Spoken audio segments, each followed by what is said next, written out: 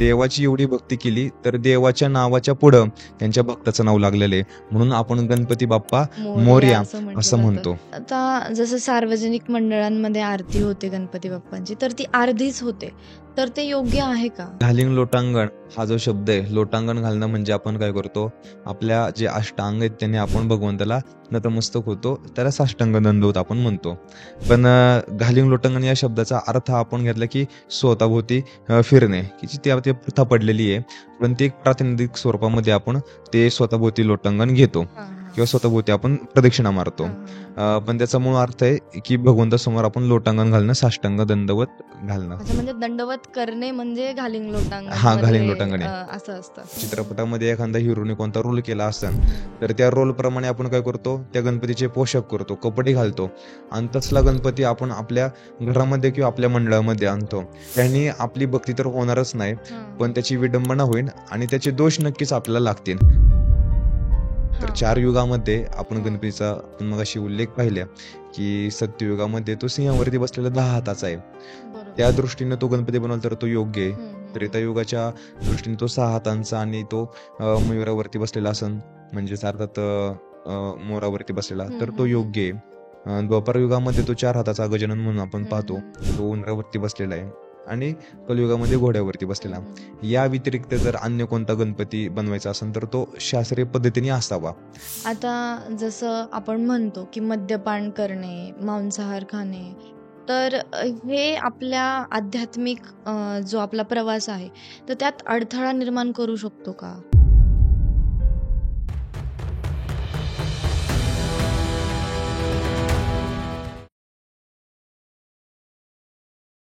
नमस्कार मंडळी, आपली गोष्ट आपल्या भाषेत म्हणजेच आपल्या बोलबिंदासमध्ये तुम्हा सर्वांचं स्वागत आहे.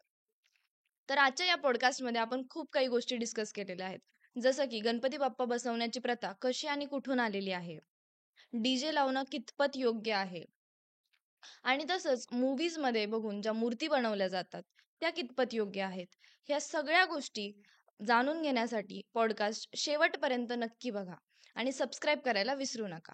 गणपती बाप्पा बसवण्याची प्रथा ही कधीपासून आणि कशी आली?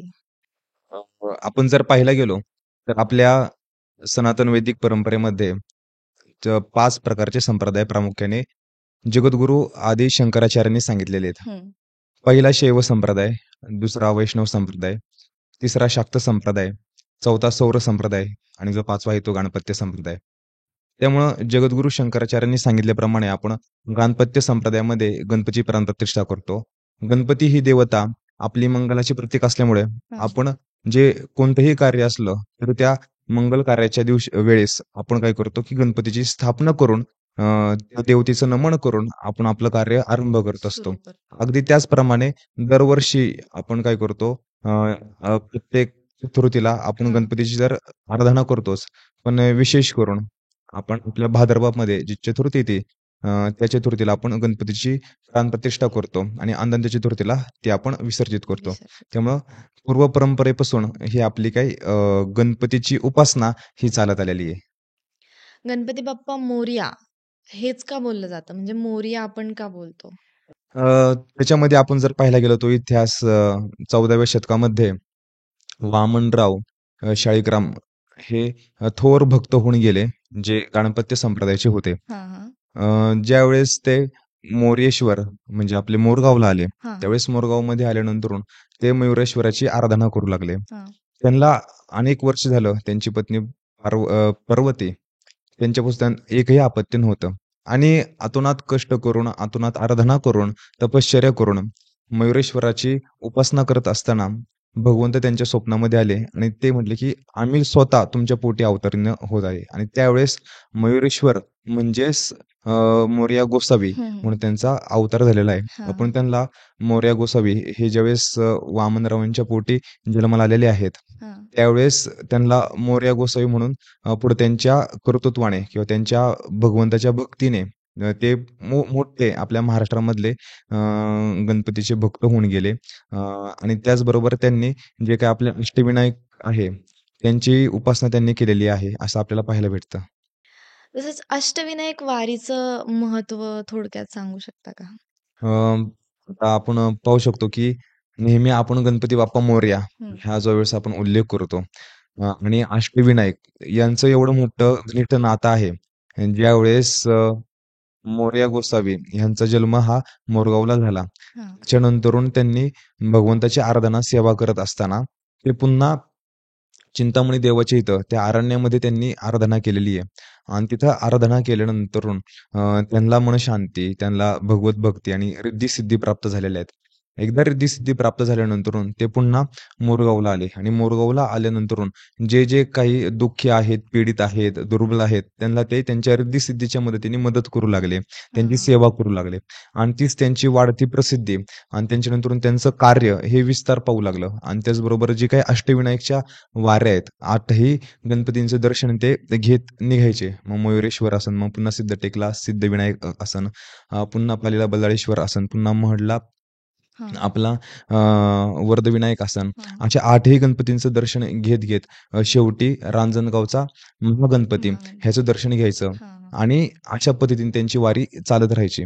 आणि असं करत असताना संपूर्ण जे काही भक्त भाविक आहे त्यांचा क्रम पाळू लागले आणि त्यांच्या क्रमाने ते पुन्हा दर्शन घेऊ लागले. कालांतराने मोरया गोसावी हे चिंचवडला म्हणजेच जो आता आपण मोरया गोसावींची समाधी पाहतो हां, तिथं ते चिंचवड. वास्तव्याला आले. हां, तिथं उपवन होतं. त्या उपवनात त्यांनी वास्तव्य करत असताना गणपतीची आराधना केलेली आहे. उपासना केलेली आहे. तिथं राहत असताना चिंचवड गावच्या ग्रामस्थांनी त्यांना बोलवलं आणि बोलून आणल्यानंतर त्यांना एक झोपडी बांधून दिली. हां, हां. त्या झोपडीमध्ये पुन्हा ते त्यांची नेहमीचा नित्यनेम करू लागले, सेवा करू लागले आणि ते तपश्चर्या त्यांची वाढत गेली हां, आणि हां. कालांतराने ते स्वतः म्हटले की देवाला की आता मला मयुरेश्वरा मला विश्रांती दे. हं, हं. मला समाधी घ्यायची आहे तुझ्या पायापाशी. आणि त्यावेळेस त्यांचे चिरंजीव चिंतामणी देव, हां. मग चिंतामणी देवांनी त्यांच्या समाधीसाठी एक गुफा तयार केली आणि त्या गुफेमध्ये मोरया गोसावी त्या ठिकाणी समाधी त्यांनी समाधी घेतलेली घेतली. आहे. हां, आणि हां, हां. समाधी घेतल्यानंतरून मोरया गोसावी इतके थोर भक्त असताना जे आपण गणपती बाप्पा ह्याच्यापुढे जे मोरया शब्द मोरया. वापरतो, हां. तो सुद्धा त्या भक्ताचं ते प्रतीक आहे. प्रतीक. तुकाराम महाराजांचा आहे, देव भक्त दुजा नाही विचार. हं, हं, हं. देव आणि भक्त यांच्यामध्ये कोणत्याही प्रकारचा भेद नाही. ते दोन्ही एकच आहे. ह्याचं प्रतीक म्हणजे आपल्याला पाहता येईल मोरया गोसावी आणि गणपती म्हणजे देवाची एवढी भक्ती केली, तर देवाच्या नावाच्या पुढं त्यांच्या भक्ताचं नाव लागलेलं आहे. म्हणून आपण गणपती बाप्पा मोरया मोरया असं म्हटलं असं जातं. म्हणतो. मोदक बनवण्याचं आध्यात्मिक आणि आयुर्वेदिक कारण. अ, आपण त्याला आध्यात्मिक कारण सांगू शकतो, की मोदक हे जो आहे तो गणपतीचा अत्यंत प्रिय आहे. एक शास्त्राप्रमाणे आपण भगवंताचा प्रिय आवडता पदार्थ म्हणून मोदक आपण अर्पण भगवंताला देतो. करतो. हां. आणि आयुर्वेदिक कारण असं आहे, की हा जो काही पावसाळा चालू आहे आणि ह्या काळामध्ये आपल्याला पचन करण्यासाठी जे आवश्यक पदार्थ लागतो त्यामध्ये नारळ आसन, पुन्हा गूळ हं. आसन आणि गूळ. पुन्हा ते तांदूळ, तांदळाच्या तांदूळ. पिठामध्ये आपण तो हो, तयार हो, करतो. हो. त्यामुळं तो एक आरोग्याला सुद्धा पोषक आहे. पोषक आहे म्हणून.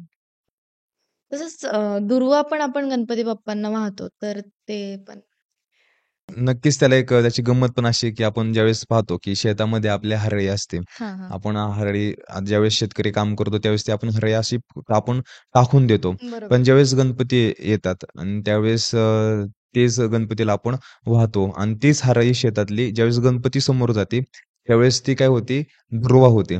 म्हणजे एक वेळेस ते आपण ती टाकून देतो आणि ती ज्यावेळेस गणपतीच्या ठिकाणी गेली, की ती दुर्वा होते.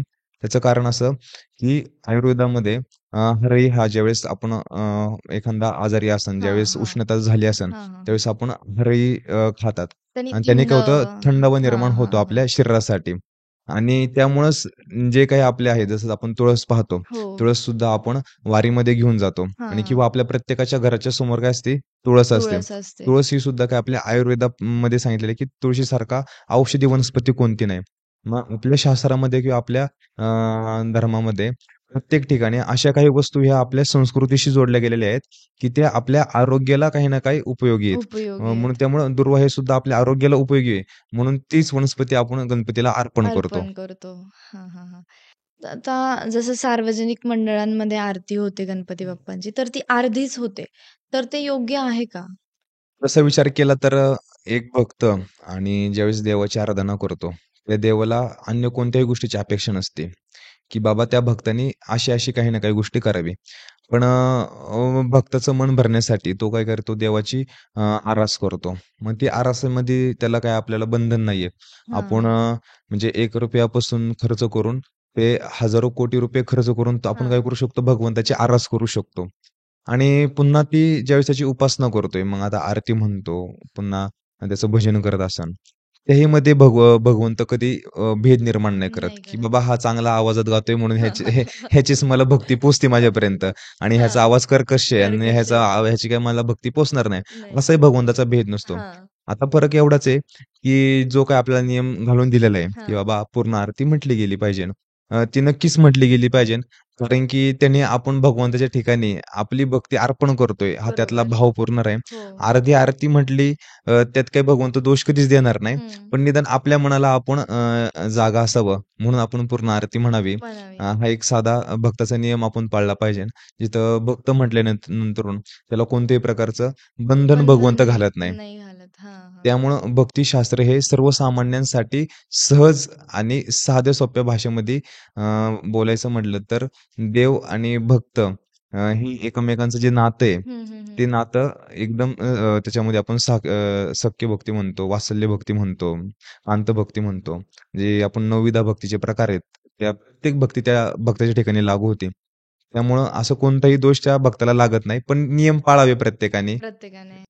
जसं तुम्ही आत्ता बोलले, तर भक्त आणि देवाचं नातं थोडं एक्सप्लेन करू शकता का? किंवा नक्कीच आपण भाग्यवान आहात, की आपण ज्या महाराष्ट्रामध्ये जन्मलेलो आहोत आणि या भारत देशामध्ये जो हा वारकरी संप्रदाय म्हणा किंवा ह्याचा जो विस्तार आहे, हा भक्ती संप्रदाय आहे. आपल्या भारतामध्ये जवळ-जवळ जो विस्तार पावलेला आहे, तो भक्ती संप्रदायाचा विस्तार आहे. मग कन्याकुमारीपासून ते उत्तर भारतापर्यंत किंवा हिमालयापर्यंत आणि गुजरातपासून ते बंगालपर्यंत म्हणजे संपूर्ण भारतामध्ये आपला भक्ती संप्रदाय हा खूप मोठ्या प्रमाणात आहे. मग वेगवेगळ्या ठिकाणी वेगवेगळ्या पद्धतीने भक्ती केली जाते. मग बरोबर. ह्या भक्ती संप्रदायामध्ये जर आपण विशेष करून पाहिलं, तर जो भक्त आहे, म्हणजे मगाशी मी ते सांगून गेलो, की मोरया गोसावी आणि गणपती यांचं नाव एकत्र घेतलं जातं. तर त्या ठिकाणी जी भक्ती निर्माण झालेली आहे, ती हां. अद्वैत भक्ती निर्माण झालेली आहे. जी ज्ञानानंतरूंची भक्ती आहे. अच्छा. म्हणजे अद्वैत भक्ती जसं तुकाराम महाराजांनी सांगितलेलं आहे, की ज्यावेळेस भगवंतपर्यंत एखादा भक्त पोहोचतो, ते नंतरून त्या भक्तामध्ये आणि त्याच्यामध्ये कोणत्याही प्रकारचा भेद राहत नाही. हं, हं, हं. त्या जो भेद राहत नाही, त्यावेळेस देव त्याचं स्वरूप त्याला देतो. आयुष्याच्या साधने सच्चिदानंद पदवी घेणे, हे त्या भक्ताचं काय आहे, तो मार्ग आहे. त्या भक्ताचं ते ध्येय आहे. की आपण आयुष्यामध्ये ज्यावेळेस आपण साधना करत असतो, तर आपल्याला काय प्राप्त होणार आहे? ज्यावेळेस आपण एखाद्या आता गणपतीची आपण आराधना करतो, पूजा करतो, तर आपल्याला काय प्राप्त होणार आहे? तर भगवंताचं स्वरूपच आपल्याला प्राप्त होणार आहे. भगवंताचं ज्ञानच आपल्याला काय होणार आहे? प्राप्त होणार आहे. भगवंत जो समतेचा देवता आहे, बुद्धीची देवता आहे, आनंदाची देवता आहे, ते संपूर्ण ते आपल्याला प्राप्त होणार आहे. इतका भगवंत काय उदार आहे. त्यामुळं भक्तीमध्ये आणि त्या भक्तीच्या प्रकारामध्ये मग वात्सल्य भक्ती येते. त्यावेळेस ती आईप्रमाणे भक्ती असते. हां. म्हणजे भगवंत आपली कोण आहे? आई आहे. आई. आणि आपण त्याचं बालक आहेत. हां. आपण मग आपल्याकडून चुका होतील. आपल्याकडून चुकीच्या मार्गाने आपण जाऊ. आपल्याकडून जरी कोणत्याही प्रकारचा गोष्ट घटना घडली, हां. तरी सुद्धा ती सगळी पचवण्याची ताकद त्या आईमध्ये असते. आई. तसं म्हणून आपण भगवंताला म्हणतो, की "देवा माझ्याकडून चुकलं." आपण आपली मन मोकळं पुन्हा आपण आईपाशी करतो, की "बाबा माझ्याकडून बरोबर. अशी-अशी घटना हो. घडली." मग तसं आपण भगवंताच्या ठिकाणी आपलं मन मोकळं करावं. हां, हां. भगवंताला आपले अपराध सांगावे, की "बाबा माझ्याकडून एवढ्या-एवढ्या चुका झाल्या, पण यातनं मला आता बाहेर काढा." बाहेर मग अशा पद्धतीने ती वात्सल्य भक्ती आपली निर्माण होते. निर्माण होते. हां. स स साख्य बघ असं आपण जे पाहिलं, की बाबा मित्रताची नाही का, मित्र मित्र म्हणून आपण म्हणून. देवाला आपण पाहतो. जसे आपण सुदामाचे आणि भगवान श्रीकृष्णाचे आपण पाहतो, हो. की भगवंताचे मित्र होते हो. सुदामा आणि मित्र म्हणून त्यांनी काय केलेली हो. भक्ती केलेली आहे आणि मित्र जरी असला, तरी जसं आपण भगवंताला सुद्धा आपला मित्र म्हणून आपण पाहावं. कधी आपण कांत भक्तीने सुद्धा हे केलेली आहे, की मी त्यांची पत्नी आहे. जसं आपण गुलाबराव महाराज होऊन गेले. ते ज्ञानेश कन्या स्वतःला म्हणून घ्यायचे. हां. ते प्रज्ञाचक्षू होऊन गेले आणि इतके विद्वान होते. ते स्वतःला कन्या म्हणायचे आणि भगवंताची ती आराधना करायचे. मग ती कांत भक्तीमध्ये आहे. हं, हं, हं. मग ती कांत भाव असावा म्हणजे गोपिका. गोपिकांनी कांतभावामध्ये, गोपाळामध्ये हो. पण केलेले आहेत. हो. माझे अनेक प्रकारचे वेगवेगळे भक्त होऊन गेले, की देवाची आराधना करत असताना प्रत्येक भावनेतनं त्यांनी देवाचं काय केलेलं आहे, भजन केलेलं आहे. भजन केलेलं आहे. आपल्या ज्ञानोबांच्या गवळणी आहेत, हो. की ज्याच्यामध्ये ते गवळण ती कांत भक्ती आहे. हां, हां, हां. एक ते स्वतःला भगवंताची पत्नी म्हणून घेतात हां. आणि भगवंताची पत्नी म्हटलं, की मग भगवंताची सेवा करणं, भगवंताला जे काही लागन ते पुरवणं, अशी त्यांनी सेवा केलेली आहे. आता जसं आपण आरती म्हणताना घालिंग लोटांगण म्हणतो, तर तेव्हा आपण स्वतःलाच प्रदक्षिणा मारतो. तर ते म्हणजे ती प्रथा चालत आलेली आहे, तसंच आहे की काही वेगळं आहे म्हणजे? त्याच्यामध्ये एक गंमत अशी आहे, की घालिंग लोटांगण हा जो शब्द आहे, लोटांगण घालणं म्हणजे आपण काय करतो, आपल्या जे अष्टांग आहेत त्याने आपण भगवंताला नतमस्तक होतो. त्याला साष्टांग दंडवत आपण म्हणतो. पण घालिंग लोटांगण या शब्दाचा अर्थ आपण घेतला, की स्वतःभोवती फिरणे, की जी ती प्रथा पडलेली आहे. पण ती एक प्रातिनिधिक स्वरूपामध्ये आपण ते स्वतःभोवती लोटांगण घेतो हां, हां. किंवा स्वतःभोवती आपण प्रदक्षिणा मारतो. हां, हां, हां. पण त्याचा मूळ अर्थ आहे, की भगवंतासमोर आपण लोटांगण घालणं, साष्टांग दंडवत घालणं. अच्छा, म्हणजे दंडवत करणे म्हणजे घालिंग हां, लोटांगणमध्ये घालिंग लोटांगण आहे. असं असतं. असं असतं. हां, पण त्याला ते लोकांनी तसं केलंय, तर मग ते असं चालत आलेलं आहे प्रथा पुढे ती निर्माण झाली. एक निर्माण. प्रातिनिधिक स्वरूपात बाबा सगळी गर्दी असते आणि एवढ्या हां, गर्दीमध्ये आपण काय प्रत्येकजण हां, लोटांगण दंडवत नाही नाही नाही घेऊ घालू शकत. शकत. बरोबर. मग नंतर आपण काय करू शकतो, तर बाबा स्वतःभोवती आपण म्हणजे आम्ही लोटांगण घातलं. हां, या अर्थाने आपण फक्त आपण स्वतःभोवती फिरतो. बरोबर. मग हां, हां, हां. तो एक भाव त्याच्यामध्ये आपण पाहावा हां, हां, हां. असं. आता सार्वजनिक मंडळांमध्ये आपण जे डी-जे वगैरे लावतो, ते कितपत योग्य आहे? किंवा पारंपरिक जे ढोल, ताशा वगैरे जे वाद्य आहेत आपल्याकडे, ते लावले पाहिजे की डी-जेच ते? त्यामध्ये आपण सर्व तरुणाईंनी आणि सर्व समाजाने विचार केला पाहिजे, की ज्यावेळेस आधुनिक तंत्रज्ञान आलेलं आहे, डीजेच्या मार्फत जो काही मोठ्या आवाजामध्ये गाणी वाजवली जातात आणि त्यांच्यासमोर नाचलं जातं. बरोबर. ती आपली परंपरा मुळीच नाहीये. जी आपली परंपरा आहे, की जी आपण पारंपरिक वाद्य म्हणजे ज्यावेळेस डी-जे सारखं एखादी तंत्रज्ञान नव्हतं, त्यावेळेस हं, हं, मनुष्य हं. काय करायचा किंवा त्यावेळेस आपण गणेशोत्सव कसा साजरी करावा, बरोबर. ह्याच्याविषयी सगळ्यांनी चिंतन केलं पाहिजे, मनन केलं पाहिजे, की वेगवेगळ्या माध्यमातून आपला गणेशोत्सव हा साजरी व्हायचा. आपण जर पाहिलं तर पूर्वीच्या काळामध्ये नाटकाच्या माध्यमातनं जिवंत देखावे व्हायचे, एखादी कला सादर व्हायचे, पोवाडे व्हायचे, भजन व्हायचं, कीर्तन व्हायचं, प्रवचनं व्हायची. या माध्यमातनं ते 10 दिवस आपले भक्तिमय जावे. आपल्या कानावरती भगवंताचं नाव पडावं. त्याच्या माध्यमातून तो गणेशोत्सव सर्वांपर्यंत पोहोचावा. त्यासाठी ते आपण सगळे परंपरा आपण टिकवली पाहिजे. बरोबर. कारण की ही परंपरा जर आपल्याला टिकवायची असेल, हो. तर निश्चितच आपण सर्वांनी पुन्हा जी आपल्या पूर्वजांनी घालून दिलेले काही नियम आहेत, पारंपरिक पद्धतींकडे. पारंपरिक पद्धतींकडे वळलं पाहिजे. हां. जे ढोल ताशे ढोल, असन ते ताशा. वापरले पाहिजे. आपण कीर्तनाच्या माध्यमातनं, प्रवचनाच्या माध्यमातनं, बरोबर. पुन्हा भजनं असतील, भजन. एखादा आपल्या भागामध्ये काही नाटककार असतील, हां, नाटकं आपण हे केली पाहिजे. हां. आपल्या तरुणांना आपण संधी दिली पाहिजे, व्यासपीठ दिलं पाहिजे. जिथं व्याख्यानं होतील, एखाद्या स्पर्धा भरवल्या जातील. त्याच्या माध्यमातून आपला गणपती उत्सव हा आनंदाने साजरी होईल. डी मधून जर आपण तो हं, साजरा केला हं, तर हं. नक्कीच जे काही मुलं आहेत त्यांना मग पुन्हा आजार होतील. पुन्हा हृदयविकाराचे आजार होतात. हां. काही मोठा आवाज बेस सोडल्यानंतर काहींचे पडदे फाटतात कानांचे. असे भयंकर आजार होऊ शकतात. त्यासाठीही आपण सावध राहिलं पाहिजे. आपल्या जीवनात गणपती बाप्पांची भूमिका काय आहे? आपल्या जीवनामध्ये गणपती जर आपण नुसती विचार केला तर ती मगाशी सांगून गेलो की ती मांगल्याचं प्रतीक आहे. म्हणजे आपलं कोणतंही कार्य आपण सुरू करत असताना आपलं कार्य सिद्धीस जावं, म्हणजे पूर्ण व्हावं. हे जर आपण पहिलं नमन कुणाला करत असेल तर ते आपण गणपती गणपती बाप्पांना. बाप्पाला करतो. कोणत्या पण पूजेची सुरुवात पण आपण गणपती बाप्पांपासून केली अगदी जाते. कोणत्याही पूजेची सुरुवात म्हणजे हं, आपण हं, जर हं. पाहिलं एखादा ग्रंथ तयार करायचा असन, एखाद्या घराची पूजा करायची असन किंवा एखादा यज्ञ निर्माण चालू करायचा असन, तर त्या सर्वांची सुरुवात ही गणपती बाप्पापासून गणपती होते. बाप्पांपासून केली जाते. आणि संत ज्ञानेश्वर महाराजांनी स्वतः गणपतीचा उल्लेख करून आपल्या ज्ञानेश्वरी सिद्धीस जावी, पूर्ण व्हावी, तिला कोणत्याही प्रकारचं विघ्न येऊ नये, त्यासाठी सुरुवात गणपतीरायांपासून केलेली आहे. आणि ज्ञानोबरांनी जे गणपतीचं वर्णन केलेलं आहे, जे ज्ञानोबरांनी गणपतीचा उल्लेख केलेला आहे, तो गणपती सर्व इतर गणपतींपेक्षा विशेष आहे. तो वाङ्मय गणपती आहे. वाङ्मय गणपती असल्यामुळं ज्ञानेश्वर महाराजांनी त्याची सुरुवात करताना ओम नमो जी आद्या वेद प्रतिपाद्या जय जय संवेद्या आत्मरूपा देवा तुची गणशू सकल अर्थमती प्रकाशू. म्हणजे तो सकल अर्थी मतीला, मती म्हणजे बुद्धीला, तो प्रकाशमान करणारा असा हा बुद्धीचा देवता आहे. आणि तो जो देवता गणपती आहे, हा जो गणपती हा जणू काही परब्रह्म स्वरूप आहे. आणि परब्रह्म स्वरूप असल्यामुळं ह्या जो स्वतःच जाणण्यास योग्य आहे असा असलेल्या या गणपतीला मी नमन करतो, असं संत ज्ञानेश्वर महाराज म्हणतात आहेत. त्यामुळं हा जो वाङ्मयीन रूप गणपती आहे, ह्या गणपतीला एकूण 6 हात आहेत. हं, हं, हं. ज्ञानोबा यांच्या गणपतीला किती? 6 हात आहेत, जो त्रेतायुगातला आहे. आणि त्रेतायुगातला असल्यामुळं आपल्या शास्त्रामध्ये 4 युगांचे 4 गणपती सांगितलेले आहेत. सत्ययुगामध्ये विनायक नावाचा गणपती आहे. त्याला एकूण 10 हात आहेत आणि 10 हात असून तो सिंहावरती बसलेला आहे. हं, हं, हं. त्रेतायुगामध्ये त्याच गणपतीचं नाव मयुरेश्वर आहे. हं.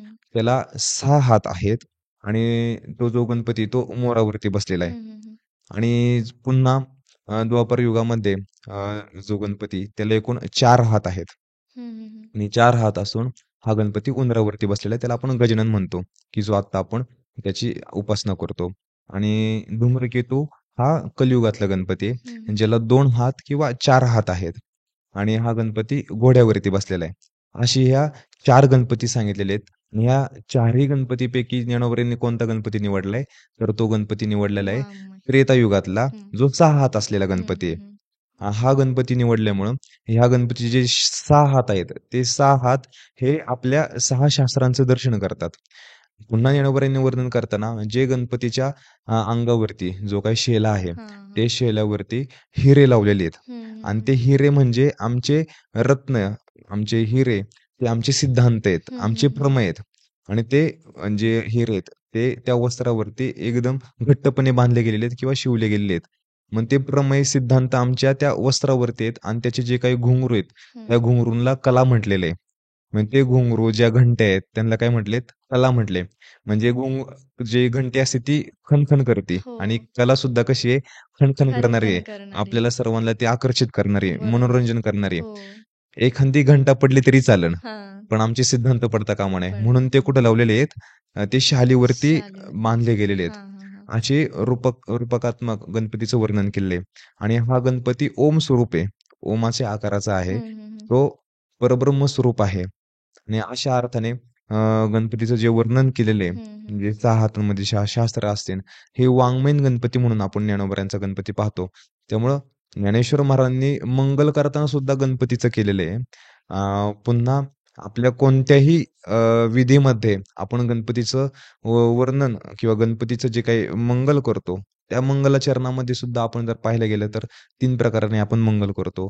एक आशीर्वाद रूप मंगलाचरण आहे, एक वस्तुनिर्देश रूप मंगलाचरण आहे आणि तिसरं नमस्कार रूप एक मंगलाचरण आहे. तिन्ही प्रकाराने आपण काय करतो? गणपतीची उपासना करतो.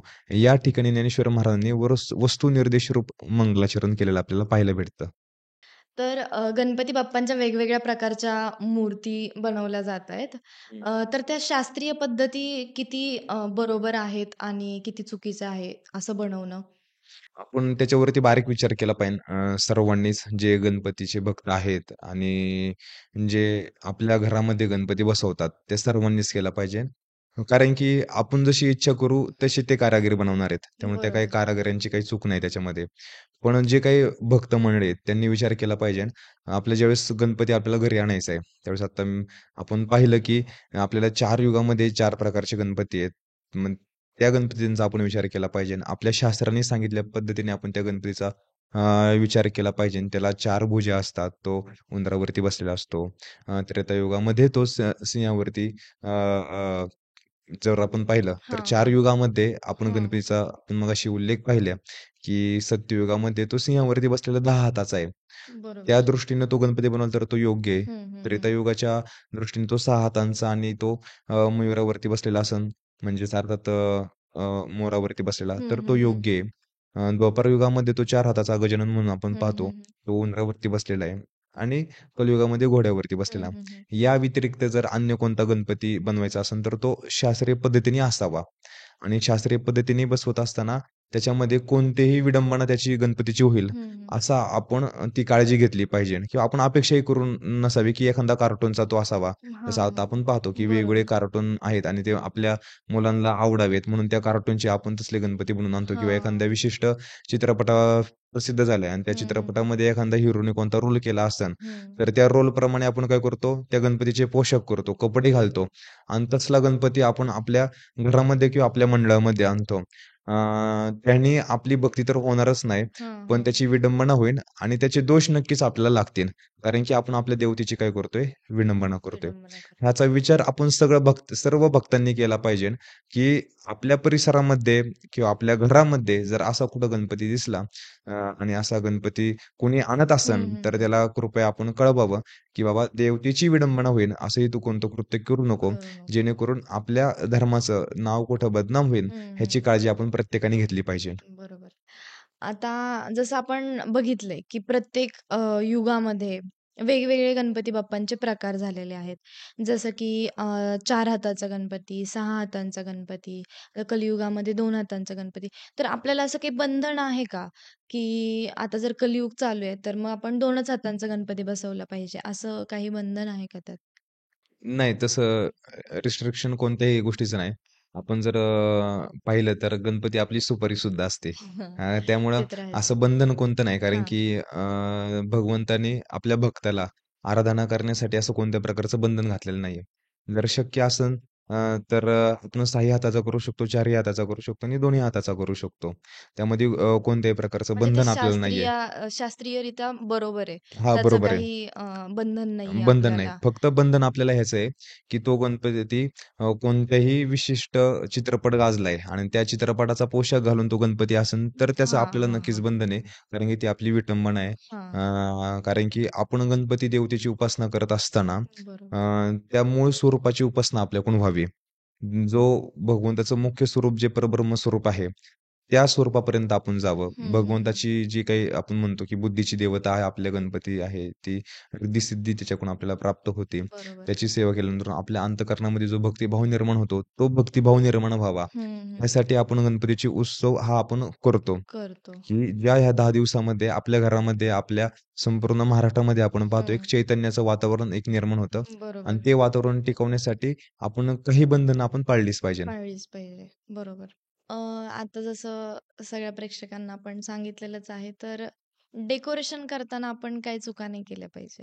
तर हा एक महत्त्वाचा प्रश्न आपण पाहू शकतो, की आपल्या सर्व गणेश भक्तांसाठी, की प्रत्येकजण खूप मोठ्या आनंदाने आपल्या घरी गणपती आणतात आणि गणपती आणायच्या अगोदर 1 ते 2 महिने आधी तयारी चालू होते आपली, बरोबर. हो. की प्रत्येकजण काही ना काही डेकोरेशन आपल्या घरामध्ये करत असतं. करत असतं हो. आणि ते डेकोरेशन आपण कसं केलं पाहिजे ते निसर्गाला धरून असावं, हां. पर्यावरणाला त्याचा कोणताही धोका होऊ नये आणि त्यासाठी आपण निसर्ग संपन्न आपलं डेकोरेशन आपण करावं. त्याच्यामध्ये कमी प्रमाणात म्हणूया थर्मोकोल वापरावे, कमी प्रमाणात आपण प्लास्टिक वापरावं. हं, हं. जेणेकरून आपण ज्यावेळेस हे संपूर्ण सामान पुन्हा ते काही लोकं कचऱ्यामध्ये टाकतात. बऱ्यापैकी लोकं ते पुढच्या वर्षीसाठी वापरत पण असतात. पण वापरत पण कालांतराने ते असतात. आपल्याला टाकून द्यावं लागतं.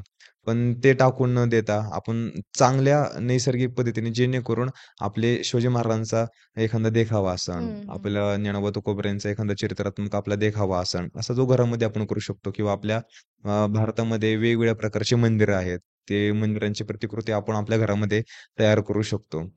त्याच पद्धतीने आपण आपल्या पर्यावरणपूरक संदेश त्यातून आपण देऊ शकतो, की ज्याच्या माध्यमातून आपण शेती दाखवू शकतो. आज बरोबर. किती वर्ष झालं, की आपण एखादे वेगवेगळ्या बिया हं, की हं, ज्या आता हं. आपल्या पुढच्या पिढीला किंवा आत्ताच्या नवीन पिढीला तरुणाईला माहिती नाहीयेत, माहिती नाहीयेत. की बाबा हां, हा बरोबर. कोणती बी आहे, ह्या ह्या हां. झाडाला कोणतं झाड म्हणतात. हां, हां, हां. असे वेगवेगळ्या प्रकारचं किंवा पानांचा म्हणू शकतो आपण बरोबर. हो. किंवा आपल्या ग्रंथांचा म्हणू शकतो, ग्रंथांचा. की आपण ग्रंथांचा देखावा करू शकतो, की आपण वेगवेगळे ग्रंथ ठेवू शकतो. त्या ग्रंथाच्या संदर्भाने आपण छोटे-छोटे फलक तयार करू शकतो. बरोबर. आपल्या भारतामध्ये आपण आपलं संविधान आहे. आपण हं. संविधानाचा आपण तिथे हे देखावा करू शकतो, की संविधानाचे मुख्य कायदे कोणते आहेत आणि आपण बरोबर. आपल्याला स्वतःला स्वातंत्र्य मिळवण्यासाठी किंवा आपल्याला जे काही गोष्टी मांडायच्या असतात, न्याय करायचा असतो, त्या न्यायासाठी आपण कोणत्या-कोणत्या गोष्टी आपण फॉलो केल्या पाहिजे. हं, हं, हं. संविधानाप्रमाणे कोणतं आपण कसं वागलं पाहिजे, ह्या एक बरोबर. गोष्टी करू शकतो. हां. त्याचबरोबर आपण क्रांतिकारांचं पाहू शकतो, की आपले जे भारतातला पहिला गणपती जर सार्वजनिक गणपती कुणी बसवला असेल तर हं, ते हं. आपले श्रीमंत भाऊ रंगारे ह्यांनी आपल्या पुण्यामध्ये भारतातला सर्वात पहिला सार्वजनिक गणपती त्यांनी बसवला. आणि त्या गणपतीचं स्वरूप असं आहे, की एका हातामध्ये शस्त्र आहे हं, आणि हं. पायाखाली दैत्य आहे आणि स्वतः गणपती त्या दैत्याला मारतात आहेत. अशा स्वरूपाचा तो गणपती आहे. मग ते प्रतिकात्मक ते ज्यावेळेस त्यांनी बसवलं, त्याचा अर्थच असा होता, की आमच्या या देशावरती जो दैत्यरूपी इंग्रज आहे, ते चालून आलेले आहेत आणि त्यांना मारण्यासाठी आम्ही जो गण म्हणजे कोण?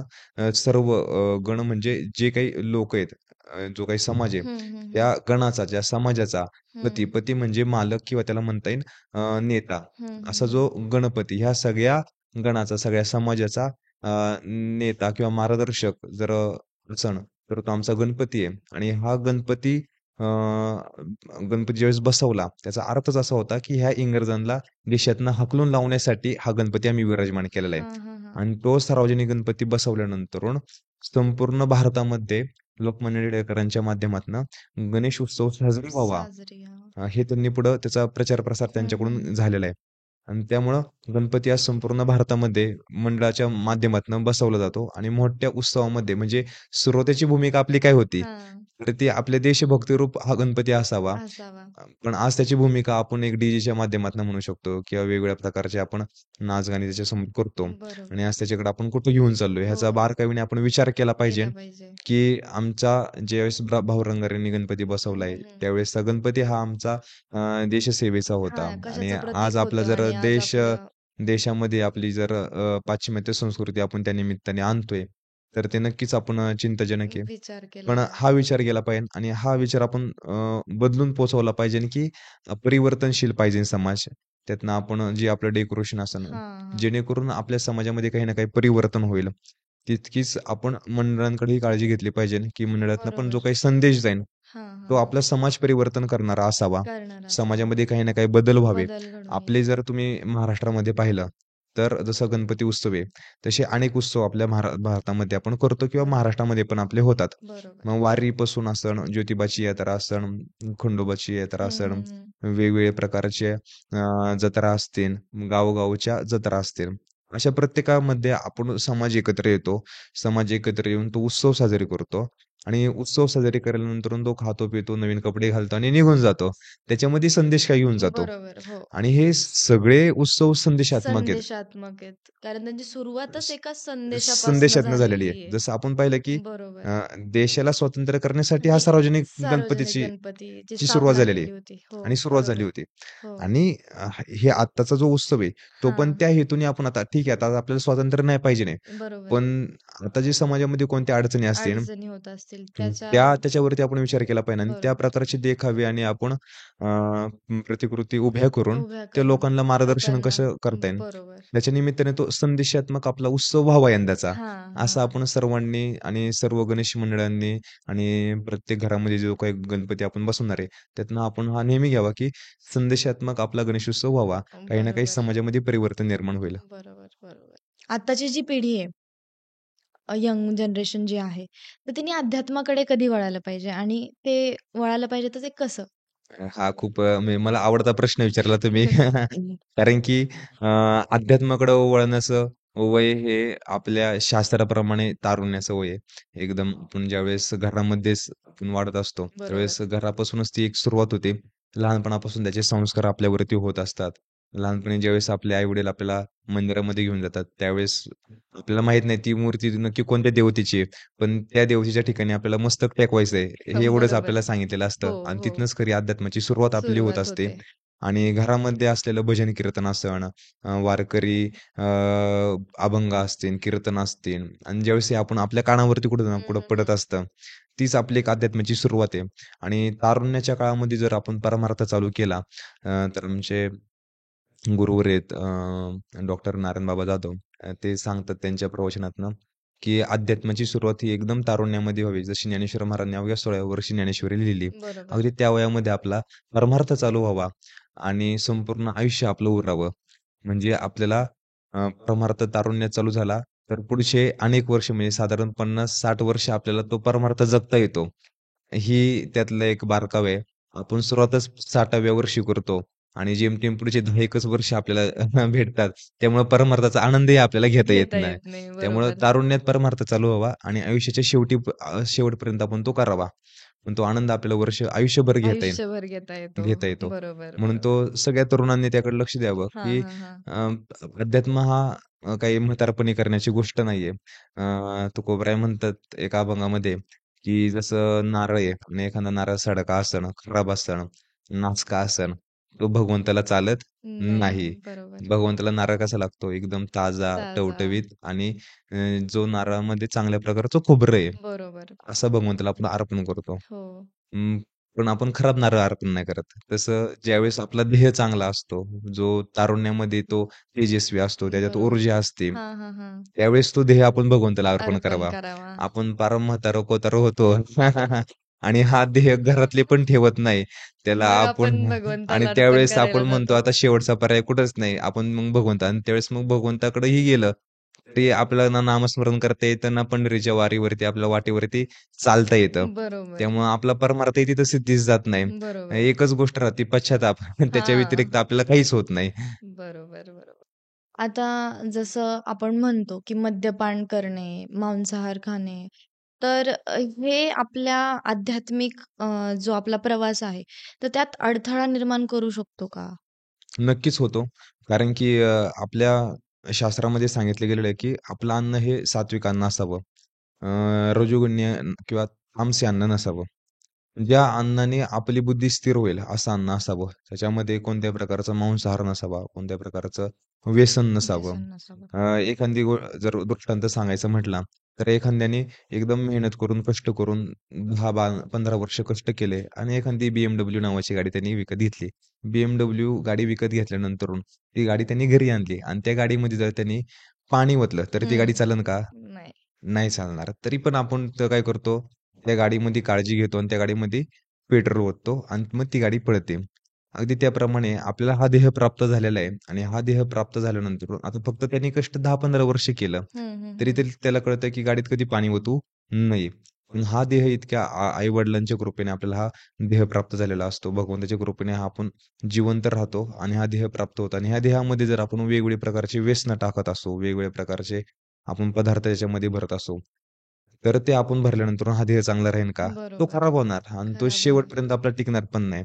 अगदीच त्याप्रमाणे आपण विचार करावा आणि कोणत्याही प्रकारचं व्यसन आणि तामसी अन्न न खाता सात्विक आहार आपण घ्यावा, की ज्याच्यामध्ये कोणत्याही प्रकारचा मांसाहार नसावा आणि जेणेकरून आपला परमार्थ हा पूर्ण होईल आणि आपल्याला चांगल्या पद्धतीने भगवंताची आराधना करता येईल आणि भगवंताचा आपल्याला आशीर्वाद भेटेल. बरोबर. जसं आता जगद्गुरू संत तुकाराम महाराजांच्या चरित्रामध्ये जो प्रसंग आहे चिंतामणी देवतांचा, तर तो थोडा सांगाल का?